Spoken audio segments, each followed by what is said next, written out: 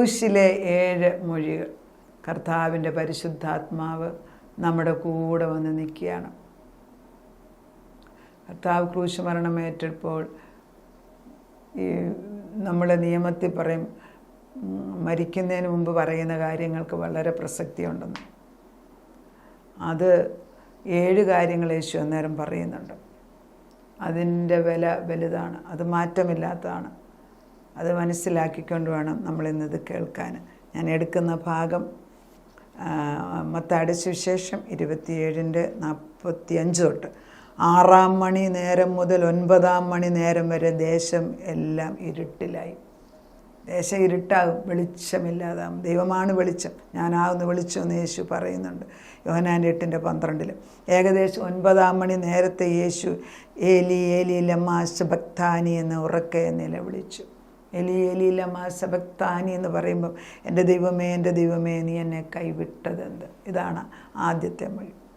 ക്രൂശ് മരണമേറ്റ് മരിക്കുന്നതിന് മുമ്പ് കർത്താവ് തന്നെ പിതാവിനോട് ചോദിക്കുകയാണ്. കർത്താവിൻ്റെ ദേഹം ലെവൽ, അതായത് പ്രാണൻ, ആത്മാവ്, ഇപ്പം ഈ വേദന സഹിക്കാൻ വയ്യാതായിട്ട് കർത്താവ് തൻ്റെ മാനുഷികത്വമായിട്ടുള്ളൊരു ഭാഗമാണ് അവിടെ കാണിക്കുന്നത്. ദൈവം ചോദിക്കുകയാണ്, പിതാവിനോട് ചോദിക്കുന്നു, നീ എന്നെ മറന്നു കളഞ്ഞു. കാരണം പാപമേറ്റെടുക്കുമ്പോൾ പിതാവുമായിട്ടുള്ള പാപവും ദൈവവുമായിട്ട് ചേരത്തില്ല. അതോടുകൂടി അവിടെ അതാണ് ദൈവത്തിൻ്റെ പുത്രൻ്റെ ഏറ്റവും വലിയ ദുഃഖം. അത് നമ്മൾ വിചാരിക്കും ഒരു കുറച്ച് നേരത്തേക്ക്, അത് ഇൻ ഇറ്റേണിറ്റി അത് വലുതാണ്. നമ്മൾ കാണുന്ന പോലെയല്ല. പാപവും ദൈവവുമായിട്ട്, പിതാവാം ദൈവവും കൂടെ ചേരാനൊക്കത്തില്ല.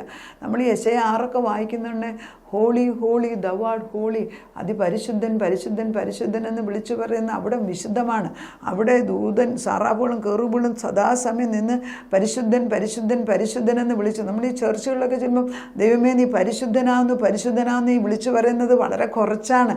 സ്വർഗത്തിലത് 24 മണിക്കൂറും അല്ലെങ്കിൽ മുഴുവൻ സമയം അവിടുന്ന് പരിശുദ്ധൻ പരിശുദ്ധൻ എന്നുള്ള ശബ്ദം എക്കോ ചെയ്തിട്ട് അത് അവിടെ പരിശുദ്ധി ഇങ്ങനെ വർദ്ധിച്ചുകൊണ്ടിരിക്കുന്ന സ്ഥലമാണെന്നോ, അത് വർദ്ധിക്കുകയാണ്.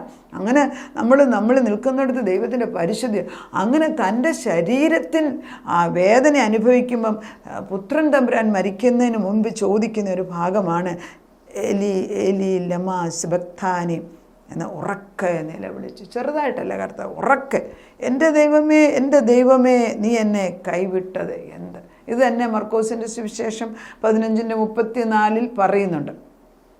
നമ്മൾ ദൈവം തമ്പുരാൻ തൻ്റെ പൂർണ്ണ മനുഷ്യത്വത്തിൽ ഈ വേദന വയ്ക്കുമ്പം കർത്താവിനോട് ചോദിക്കും, നീ എന്നെ മറന്നോ. നമ്മളും ചോദിക്കത്തില്ല ചില സന്ദർഭങ്ങൾ, ദൈവമേ നീ എന്നെ മറന്നോ. വളരെ വേദനകരമായ വിഷയത്തിൽ നമ്മൾ പ്രാർത്ഥിച്ചുകൊണ്ടിരിക്കുമ്പോൾ ചിലപ്പോൾ നമ്മളറിയാതെ ഈ വാക്യം പറയുന്നത് എലി എലി ലമാ സബക്താനി, അതായത് നമ്മുടെ ഉള്ളിലുള്ള ആത്മാവ് പൊങ്ങി വന്നു വെച്ച്, ദൈവമേ നീ എന്നെ കൈവിട്ടോ, എന്നെ മറന്നോ നമ്മൾ ചോദിക്കും. ആത്മാവുള്ളവർക്കത് മനസ്സിലാവും. ചിലപ്പോൾ നമ്മൾ കരഞ്ഞ് പ്രാർത്ഥിച്ച് അത് അങ്ങനെ ഒരു വാക്യമുണ്ട്. ഇതെൻ്റെ ജീവിതത്തിൽ സംഭവിച്ചിട്ടുണ്ട്. ഞാൻ ഇതേപോലെ സൗദി അറേബ്യ വെച്ച് എന്തോ പ്രശ്നത്തിൻ്റെ സമയത്ത് ഞാനിങ്ങനെ പ്രാർത്ഥിച്ച് പറയുമ്പോൾ എലി എലി ലമാ സബക്താനി, ഇത് നമ്മൾക്ക് അറിയാമെങ്കിൽ നമ്മൾ മറന്നുപോകും. തന്നെ ഓർപ്പിക്കണം. അപ്പം ഞാൻ പറഞ്ഞു, എന്താ ഞാൻ പറഞ്ഞത്, ഞാൻ ഓർക്കുന്നില്ലല്ലോ എന്ന്. അപ്പം ഞാൻ പറഞ്ഞു, എന്താ ഞാൻ പറഞ്ഞതെന്ന്, അതിൻ്റെ അർത്ഥം എന്താണെന്നും പറഞ്ഞ് ഞാൻ ദൈവത്തോട് ചോദിച്ചു. അന്ന് സൗദിയിലൊക്കെ വെള്ളിയാഴ്ചയാണ്, നമുക്ക് അവധിയാണ്. അപ്പം വെള്ളിയാഴ്ച ദിവസം നമ്മുടെ പ്രാർത്ഥന കഴിഞ്ഞ് ഞായറാഴ്ച ദിവസം എൻ്റെ ഒരു കൂട്ടുകാരൻ, ഒരു അമേരിക്കൻ ഫ്രണ്ട്, ഒരു പുസ്തകവുമായിട്ട് വീട്ടിൽ കയറി വരികയാണ്. അപ്പം ഞാൻ വിചാരിച്ചു, എന്തിനാ അവരെന്നെ യൂഷ്വലി അങ്ങനെ വരാറില്ല. ഞാൻ ചോദിച്ചാൽ എന്താ വന്നു വെച്ചാൽ പറഞ്ഞു, ആ ദൈവം എന്നോട് പറഞ്ഞു ഈ പുസ്തകം നിനക്ക് കൊണ്ടുതരാനെന്ന്. അത് നോക്കിയപ്പോൾ അതിൻ്റെ വേണ്ടി ഹെഡിങ് ഇത് എലി എലി ലമാ സബക്താനി, അതിൻ്റെ അർത്ഥം എന്താണ്, അത് പറയേണ്ട റീസൺ എവിടെയാണെന്നുള്ളത്. അപ്പോൾ ഞാൻ പറഞ്ഞു, ഇതാണല്ലോ ഞാൻ കഴിഞ്ഞ ദിവസം പറഞ്ഞത്. അപ്പം നമ്മുടെ അന്തരാത്മാവ് ദൈവത്തോട് ചേർന്ന് നിൽക്കുമ്പം ചില സങ്കട സമയത്ത് നമ്മൾ വിളിച്ചു പറയും, ദൈവമേ നീ മറന്നു എന്ന്. യേശുക്രിസ്തു തൻ്റെ മരണസമയത്ത്, ക്രൂശ് മരണസമയത്ത് ആദ്യം പറഞ്ഞ മൊഴിയാണ് എലി ഏലി ലമാ സബക്താനി, എൻ്റെ ദൈവമേ നീ എന്നെ കൈവിട്ടതെന്ത്. കൈവിട്ടോ? ഇല്ല, കൈവിട്ടില്ല. അത് മനുഷ്യത്വത്തിലുള്ള പ്രാർത്ഥന അന്നേരം വരും. ദൈവത്തിൻ്റെ പൂർണ്ണ ദൈവത്വം അല്ല അവിടെ കാണിച്ചത്, പൂർണ്ണ മനുഷ്യനായിട്ട് തന്നെ. യേശു പലപ്പോഴും ഓർക്കുന്നു, ദൈവപുത്രൻ എന്ന് പറയുന്നതിൽ കൂടുതൽ യേശുവിന് ഇഷ്ടം മനുഷ്യപുത്രനായിട്ടാണ്. മനുഷ്യപുത്രനെന്ന് പറഞ്ഞാൽ മനുഷ്യരായ നമ്മളെ രക്ഷിക്കാൻ വന്നുകൊണ്ട് യേശു പലപ്പോഴും മനുഷ്യപുത്രൻ എന്ന് പറയാൻ ഇഷ്ടപ്പെട്ടത്. രണ്ടാമത്തെ പോയിൻ്റ്, പിതാവെ ഇവർ ചെയ്യുന്നത് എന്തെന്നറിയാൽ ഇവരോട് ക്ഷമിക്കണമേ. ഇവർ ചെയ്യുന്നത് എന്തെന്നറിയാകിയാൽ ഇവരോട് ക്ഷമിക്കണമേ. അത് ലൂക്കോസിൻ്റെ സുവിശേഷം 23:34. ഓരോ വാക്യങ്ങൾക്കും അതാതിൻ്റെതായിട്ടുള്ള പ്രസക്തിയുണ്ട്. ദൈവത്തിൻ്റെ മുമ്പിൽ പറയുകയാണ്, കർത്താവെ ഇവർ ചെയ്യുന്നത് എന്തെന്നറിയാൽ. അപ്പം കർത്താവിന് പുത്രനും തമ്പുരാനും മനസ്സിലായി, ഞാൻ ദൈവത്തിൻ്റെ സന്നിധിയിൽ നിന്ന് വന്നതാണ്, ഞാൻ തന്നെ ഇവരുടെ പിതാപുത്ര പരിശുദ്ധാത്മാവിനെ സൃഷ്ടിച്ച ജനങ്ങളാണ് ഇവർ, അവർ തന്നെയാണ് എന്നെ ഉപദ്രവിക്കുന്നത്. അവരറിഞ്ഞൊരിക്കലും ഉപദ്രവിക്കത്തില്ല, ഞാനാണ് സൃഷ്ടിച്ചതെന്ന് മനസ്സിലായി. അപ്പോൾ അവർക്കത് മനസ്സിലായില്ല എന്നുള്ള ദൈവത്വത്തിൻ്റെ ഭാവം മുങ്ങി വരികയാണ്. പിതാവേ, ഇവർ ചെയ്യുന്നത് ഇന്നതെന്ന് അറിയായക കൊണ്ട് ഇവരോട് ക്ഷമിക്കണമേ. ദൈവം ക്ഷമ ചോദിക്കുന്ന ഒരു പ്രാർത്ഥനയാണ് അവിടെ ചെയ്തത്. നമ്മൾ ചെയ്യുമോ അങ്ങനെ? ദൈവത്തിൻ്റെ ആ ഉഗ്രമായ വേദനയുടെ സമയത്ത് ശ്വാസം എടുക്കാൻ വയ്യാതെ എൻ്റെ നെഞ്ചിൽ നിന്നും എൻ്റെ കയ്യിൽ ആണിയും തറച്ച് കാലിലും ആണിയും തറച്ച് നമ്മുടെ തലയിൽ മുൾക്കിരീടം വെച്ചിരിക്കുന്ന സമയത്ത് താൻ ചെയ്യേണ്ട ദൗത്യം അന്നേരം പോലും മറക്കുന്നില്ല. നമുക്ക് വേണ്ടി അന്ന് ക്ഷമ ചോദിക്കുകയാണ്. 23:34 അവിടെ തന്നെ എടുത്ത് വായിക്കുകയാണ്. തലയോടിടമെന്ന സ്ഥലത്ത് എത്തിയപ്പോൾ അവർ അവിടെ അവനെയും ദുഷ്പ്രവർത്തിക്കാരെയും ഒരുത്തനെ വലത്തും ഒരുത്തനെ ഇടത്തുമായി ക്രൂശിച്ചു. എന്നാൽ യേശു, പിതാവേ, ഇവർ ചെയ്യുന്നത് ഇന്നത് എന്നറിയായിക്കൊണ്ട് ഇവരോട് ക്ഷമിക്കണമേ എന്ന് പറഞ്ഞു.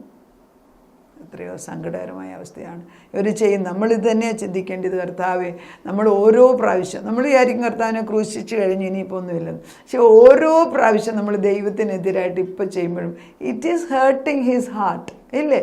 ഇപ്പം നമ്മൾ എക്സാമ്പിൾ മനസ്സിലാക്കിയും ഇപ്പോൾ നമ്മുടെ മക്കൾക്ക് വേണ്ടി ഓരോന്ന് ചെയ്തും കൂട്ടിയും വെച്ച് അവസാനം അവർ നമ്മുടെ വീട്ടിൽ വന്ന് വഴക്കുണ്ടാക്കി വെച്ച്, നിങ്ങളുമായിട്ടൊരു ബന്ധം വേണ്ടെന്ന് പറഞ്ഞ് ഇറങ്ങി പോകുന്ന വെച്ച് അവരിറങ്ങിപ്പോയെന്ന് വിചാരിക്കുക. പോകുമ്പോഴും നമ്മുടെ നെഞ്ച് വേദനിക്കും, ഇല്ലേ? ക്രിസ്തുവിനത് തന്നെയാണ്. ഇന്നും അനുതാപിച്ച് അന്ന് നമുക്ക് വേണ്ടി ക്ഷമ ചോദിച്ച ദൈവം വെയിറ്റ് ചെയ്യുകയാണ്. മുടിയനായ പുത്രൻ്റെ തിരിച്ചറിവ് തിരിച്ചു വരുന്നിടം വരെയും യേശുവിന് സമാധാനമില്ല. അത് പൗലോസ് പറയുന്നുണ്ട്, നിങ്ങൾ ഓരോരുത്തരും ക്രിസ്തുവിലാകാൻ ഞാൻ പ്രസവ വേദനയോടെ വേദനിച്ചിരിക്കുകയാണ്. അത്ര വേദന. കാരണം യേശുവിൻ്റെ ദാഹം അതാണ്. അതിലേക്ക് ഞാൻ കടന്നു വരാം. 3-ാമത്തെ പോയിന്റ്, ഇന്ന് നീ എന്നോടുകൂടെ പരദീസയിൽ ഇരിക്കുമെന്ന് ഞാൻ സത്യമായിട്ട് നിന്നോട് പറഞ്ഞു. ഒരു കള്ളനെ വലതുഭാഗത്തും ഒരു കള്ളനെ ഇടതുഭാഗത്തും. വലതുഭാഗത്തെ കള്ളന് മനസ്സിലായി ഇവൻ ദൈവം പുത്രൻ തമ്പുരാൻ തന്നെയാണ്, രക്ഷയുടെ ആത്മാവിന് നിത്യ മരണത്തിൽ നിന്നുള്ള നീക്കുപോക്കിയവനുണ്ട്. അവന് ആത്മാവിൽ മനസ്സിലായി. അതുകൊണ്ട് അവൻ കണ്ണുനീരോടെ പറയുകയാണ്, നീ രാജ്യത്വം പ്രാപിക്കും, രാജാവാണ്, രാജ്യത്വം പ്രാപിക്കുമ്പോൾ എന്നെ കൂടെ ഓർക്കണമേ എന്ന്. വലതുഭാഗത്തെ കള്ളൻ. ഞാൻ മനസ്സുകൊണ്ട് ചിന്തിക്കും എപ്പോഴും, കർത്താവിൻ്റെ നെഞ്ചിൽ നിന്ന് കയ്യിലുമൊക്കെ ആണിയടിക്കുമ്പോൾ ആ രക്തം ഒരു അല്പമെങ്കിലും ഈ മനുഷ്യൻ്റെ ദേഹത്ത് തെറിച്ച് ചൂട് രക്തം വീഴാൻ സാധ്യതയുള്ളെങ്കിൽ ഈ കള്ളന്മാരുടെ മേലെ, വേറെ ആരും അവിടെ ഇല്ല അന്നേരം, മനസ്സിലാക്കണം. അവരുടെ മേലെ ഒരാളെ അവിടുന്ന് ഒരാളെ, പക്ഷെ ആ ഒരു അംശം രക്തം വീണതായിരിക്കണം ആ മനുഷ്യന് മാനസാന്തരം. എന്താണെങ്കിലും ദൈവം നിയോഗിച്ചിട്ട് വലതുഭാഗത്തെ കള്ളം പറയുകയാണ്, രാജ്യത്വം പ്രാപിക്കുമ്പോൾ എന്നെ കൂടെ ഓർക്കണം. അപ്പോൾ യേശു ഉടനെ തന്നെ ചിന്തിക്കാതെ മറ്റുള്ളവരുടെ, അതായത് തൻ്റെ മക്കളെ രക്ഷിക്കാൻ വേണ്ടിയുള്ള വ്യഗ്രതയാണ് അവർ കാണിക്കുക. ഇന്ന് നീ എന്നോടുകൂടെ പരദീസയിലിരിക്കുമെന്ന് ഞാൻ സത്യമായിട്ടും നിന്നോട് പറയുന്നു. ലൂക്കോസിൻ്റെ സുവിശേഷം 23:43 ഞാനിപ്പം വായിച്ചു. യേശു അവനോട് 42 പിന്നെ അവൻ, യേശുവേ, നീ രാജ്യത്വം പ്രാപിച്ചു വരുമ്പോൾ എന്നെ ഓർത്തുകൊള്ളണമേ എന്ന് പറഞ്ഞു. യേശു അവനോട്, ഇന്ന് നീ എന്നോടുകൂടെ പരദീസയിൽ ഇരിക്കുമെന്ന് ഞാൻ സത്യമായിട്ടും പറയുന്നു. 4-ാമത്തേത്, പിതാവേ, ഞാൻ എൻ്റെ ആത്മാവിനെ തൃക്കൈയിൽ ഭരമേൽപ്പിക്കുന്നു. ലൂക്കോസിൻ്റെ സുവിശേഷം 23:46. ഏകദേശം 6-ാം മണി നേരമാകുമ്പോൾ സൂര്യൻ ഇരുട്ടുപോയിട്ട് 9-ാം മണി നേരം വരെയൊക്കെയും അന്ധകാരമുണ്ടായി. ദൈവമന്ദിരത്തിലെ തിരശീല നടുവെ ചിന്തിപ്പോയി. യേശു ഒത്തിച്ചത്തിൽ, പിതാവേ, ഞാൻ എൻ്റെ ആത്മാവിനെ തൃക്കൈയിലേൽപ്പിക്കുന്നു നിലവിളിച്ച് പറഞ്ഞ് ഇത് പറഞ്ഞിട്ട് പ്രാണനെവിടെയാണ്. എന്തൊരു വളരെ ദുഃഖകരമായ അവസ്ഥയല്ലേ ദൈവത്തിൻ്റെ പരിശുദ്ധാത്മാ നമ്മൾ മനസ്സിലാക്കുന്നത്. കർത്താവെ, നമ്മൾ കരുണയോടുകൂടെ ദൈവത്തിൻ്റെ ആത്മാവിന്, കർത്താവെ, നമ്മുടെ ദൈവത്തിന് തൻ്റെ ആത്മാവിന്, പുത്രന് തൻ്റെ ആത്മാവിനെ യേശു പിതാവിനെ ഏൽപ്പിക്കാൻ കഴിയും. നമുക്കും ക്രിസ്തുവിലായി കഴിയുമ്പം നമ്മൾ മരിക്കുന്ന എപ്പോഴാണ് നമുക്ക് മനസ്സിലാകും. നമ്മൾ തന്നെ വിട്ടുകൊടുത്ത്, ചില അപ്പനമ്മയൊക്കെ മരിക്കുന്നതിന് മുമ്പ് അവരുടെ മക്കളെ കാണണമെങ്കിൽ ആത്മാവ് വിട്ടുകൊടുക്കത്തില്ല. അവസാനം മകൻ വരുന്നിടം വരെ അവർ വെയിറ്റ് ചെയ്യുന്നതാണ്. Because God gives that authority until they that desire, അവരുടെ ആ ഡിസയർ ഫുൾഫിൽ ചെയ്യുന്നിടം വരെ ദൈവം നീട്ടിക്കൊടുക്കുന്നത് ഞാൻ കണ്ടിട്ടുണ്ട്. ഇവിടെ യേശു തൻ്റെ ആത്മാവിനെ പിതാവിനെ ഏൽപ്പിച്ചു കൊടുക്കുകയാണ് ചെയ്തത്. പിന്നെ 5-ാമത്തെ സ്ത്രീയെ, ഇതാ നിൻ്റെ മകൻ, അമ്മയോട് ഇതാ നിൻ്റെ അമ്മ. അത് യോഹന്നാൻ്റെ സുവിശേഷം 19:26-27. മരിക്കാൻ നേരത്തും കർത്താവ് തന്നെ ആശ്രയിച്ചിരിക്കുന്ന അമ്മയെ ഏൽപ്പിക്കേണ്ടടുത്ത് ഏൽപ്പിച്ചു. ഞാൻ യേശു ക്രിസ്തു മാതാവ് യോഹന്നാനും കൂടെ താമസിച്ച സ്ഥലം എഫെസസിൽ തുർക്കി പോയപ്പോൾ ഞങ്ങൾ ആ സ്ഥലം പോയി കണ്ടായിരുന്നു. യോഹന്നാൻ അന്ന് തൊട്ട് മാതാവിനെ സ്വന്തം അമ്മയായിട്ട് സ്വീകരിച്ചു. ഒരു ചെറിയൊരു ഒരു ഭവനം അവിടെയുണ്ട്. അവിടെയാണ് യോഹന്നാനും അമ്മയും ജീവിച്ചത്. അതിൻ്റെ അടുത്ത് തന്നെയാണ് മാതാവിനെ അടക്കം ചെയ്ത ഭാഗം അവിടെയുണ്ട്. ഞാനത് കണ്ടതാണ്. പിന്നെ 6-ാമത് യേശു പറഞ്ഞ് എനിക്ക് ദാഹിക്കുന്നു. യോഹന്നാൻ്റെ സുവിശേഷം 19:28. എന്തിൻ്റെ ദാഹമാണ്? കർത്താവ് എനിക്ക് ദാഹിക്കുന്നെന്ന് അവിടെ ലിറ്ററലി വാസ് തേഴ്സ്റ്റി. എന്നിട്ട് അവർ ഈസോപ്പ് കൊണ്ട് വെള്ളം കൊടുത്തിട്ട് അല്പം കുടിച്ചു. ഒരു യേശു കൊടുത്തിട്ട് വെള്ളം കുടിച്ചുമില്ല. എന്താണെന്നേലും കർത്താവ് ദാഹിക്കുന്നു എന്ന് പറയുമ്പം ലിറ്ററലി യേശുവിന് ദാഹിച്ചു. എന്നാൽ ആത്മാവിൽ കർത്താവ് പറയുന്നുണ്ട് യോഹന്നാൻ്റെ 4 പറഞ്ഞ എൻ്റെ ദാഹം എൻ്റെ ഭക്ഷണം ദൈവത്തിൻ്റെ ഇഷ്ടം ചെയ്യുകയാണ്. മനസ്സിലായോ? അത് ഇന്നും ദാഹിക്കുന്ന നമ്മൾ രക്ഷയിലേക്ക് കടന്നു വരാണ്. 7-ാമത്തെ നിവൃത്തിയായി യോഹന്നാൻ്റെ 19:30 വളരെ പ്രധാനപ്പെട്ട പോയിൻ്റാണ്. നിവൃത്തിയായി means it's finished. I have finished my job. യോഹന്നാൻ്റെ 17:4 പറയുന്നു, നീ എന്നെ ഏൽപ്പിച്ച ജോലി മുഴുവനും ഞാൻ പൂർത്തീകരിച്ചു. അതിവിടെ ഫുൾഫിൽ ചെയ്യാണ്. ജീവിതത്തിൽ പുതിയ നിയമത്തിൽ പൂർണ്ണമായിട്ട് എല്ലാം പൂർത്തീകരിച്ചിട്ട് നമുക്ക് വേണ്ടി ചെയ്ത യേശു നമ്മുടെ മുമ്പിൽ നിൽക്കുകയാണ്. അവന് വേണ്ടി നമ്മൾ ജീവിക്കാൻ തയ്യാറെടുക്കണം. It's a commitment and a covenant with the living God. അത് ചെയ്യുക.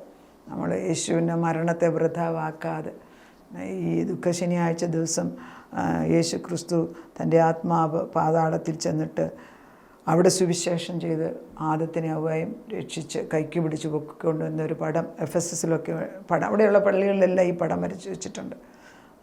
അത് മരിച്ചു കിടക്കുന്ന അന്ന് തൊട്ട് ചിന്തിച്ചാണ് എൻ്റെ മകൻ വന്ന് എന്നെ രക്ഷിക്കുമെന്ന്. പല മക്കൾ വന്നു. പക്ഷേ യേശു തൻ്റെ സമയമായപ്പോൾ യേശു വന്ന് ആദത്തിനെ അവയെ രക്ഷിച്ച് പറുദീസയിലാക്കിയത്. നമ്മൾ ക്രിസ്തുവിൽ ഉറച്ച് നിന്ന് യേശുവിന് വേണ്ടി ജീവിക്കുക. നമുക്കും നിത്യമായ ജീവൻ അവൻ ഉറപ്പിച്ചു തരുന്നു. നാഥ, കരുണയുള്ള ദൈവത്തിൻ്റെ മുമ്പിലേക്ക് ക്രൂശുമരണം കഴിഞ്ഞിട്ട് ശനിയാഴ്ച അപ്പച്ചൻ പാതാളത്തിൽ ചെന്നിട്ട് അവിടെ ക്രിസ്തുവിൻ്റെ മഹത്വത്തെ പ്രസംഗിക്കാൻ കഴിവുള്ള ഒരുവൻ. ക്രിസ്തുവിൻ്റെ രക്തത്തിൻ്റെയും ക്രിസ്തുവിൻ്റെ സുവിശേഷത്തിനും പാതാളം പോലും വിറയ്ക്കും അപ്പച്ചൻ. അവിടെ വെച്ച് ദൈവത്തിൻ്റെ പരിശുദ്ധാത്മാവ് ശക്തമായ വിധത്തിൽ അവിടെ പ്രവർത്തിക്കുന്നതായിട്ട് കാണുന്നു. കർത്താവ്, ഇനി അടുത്ത ദിവസം ഞങ്ങൾക്ക് കർത്താവിൻ്റെ ഈസ്റ്ററിലേക്ക് കടന്നു വരിക അപ്പച്ച. ഞങ്ങൾക്ക് വേണ്ടി മരിച്ച് ക്രൂശുമരണം ഏറ്റെടുത്ത് അടക്കപ്പെട്ട് 3-ാം ദിവസം ഉയർത്തെഴുന്നേറ്റ് ക്രിസ്തുവിനെ കാണാനുള്ള ഭാഗ്യം ഈ ജീവിച്ചിരിക്കുന്ന കാലത്തിനെക്കുറിച്ച് പറയാനൊരവസരം തരുന്നതിന് ഞങ്ങൾ നിന്നെ നന്ദിയോടെ സ്തോത്രം ചെയ്യുന്നു. അനേക മക്കൾക്ക് ഈ ദിവസങ്ങൾ എന്നോട് കൂടെ ചേർന്ന് യാത്ര ചെയ്യുന്ന ഒരു സമയമാക്കി മാറ്റിയതിന് സ്തോത്രം. അവിടുത്തെ ഓർമ്മ ഞങ്ങളെ റിഫ്രഷ് ചെയ്തു തന്നു കർത്താവേ. നീ ഞങ്ങളുടെ കൂടെ നിൽക്കുന്ന അനുഭവം ഞങ്ങളുടെ 3 സെക്ഷന് ദേഹം, ദേഹി, ആത്മ 3 തരത്തിൽ ഒരുപോലെ മനസ്സിലാക്കിക്കാൻ ഈ ദിവസങ്ങളിൽ നടത്തുന്ന ശുശ്രൂഷ ഞങ്ങൾക്ക് പ്രയോജനമാക്കി തരുന്നതിന് നന്ദി പറയുന്നു. പ്രാർത്ഥനയുടെ ഉത്തരം തന്ന ദൈവത്തിന് തലമുറകൾക്ക് അനുഗ്രഹമായി മാറട്ടെ. യേശു ക്രിസ്തുവിൻ്റെ പുണ്യനാമത്തിൽ തന്നെ ആമേൻ.